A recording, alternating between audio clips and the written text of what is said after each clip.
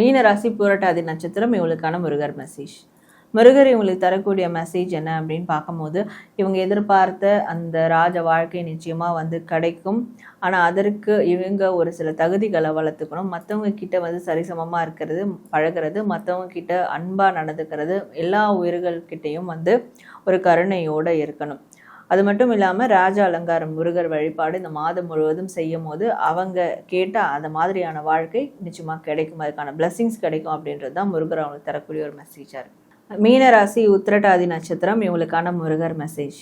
முருகர் இவங்களுக்கு தரக்கூடிய மெசேஜ் என்னென்னா, இந்த உலகத்தில் எதுவுமே நிரந்தரம் இல்லை, வரும் போகும். ஆனாலும் இவங்க வாழ்கிற காலம் வரைக்கும் சில விஷயங்கள் நிரந்தரமாக இருக்கணும், நிலச்சி நிற்கணும் அப்படின்னா இவங்க சிறுவாபுரி முருகரை பிடிச்சிக்கணும்.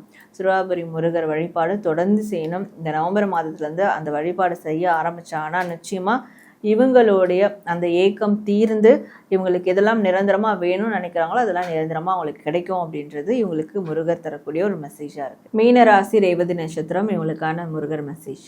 முருகர் இவங்களுக்கு தரக்கூடிய மெசேஜ் என்னென்னா, எவ்வளோ சோதனை வந்தாலும் முருகரே கெதி அப்படின்னு இருக்கிறவங்க இந்த மாதம் பழமுதிர்ச்சோலை முருகரை வழிபாடு செய்யணும். நேரில் தரிசனம் பண்ணியோ வழிபாடு செஞ்சோ வரும்போது இவங்களுடைய வாழ்க்கையில் சோதனையும் தாண்டி மிகப்பெரிய சாதனைகள் நிச்சயமாக உருவாகும்.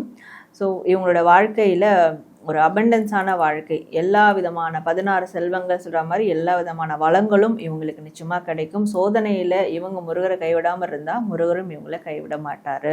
ஸோ எப்பெல்லாம் சோதனை வருதோ பழமுதிர்ச்சோலை முருகரை நினச்சி வெற்றிவேல் முருகனுக்கு அரோகரா அப்படின்ற ஒரு விஷயத்தை அவங்க சொல்லும் போது கண்டிப்பாக இந்த சோதனையெல்லாம் சாதனையாக மாறும் அப்படின்றது தான் முருகர் அவங்களுக்கு தரக்கூடிய ஒரு மெசேஜாக இருக்குது.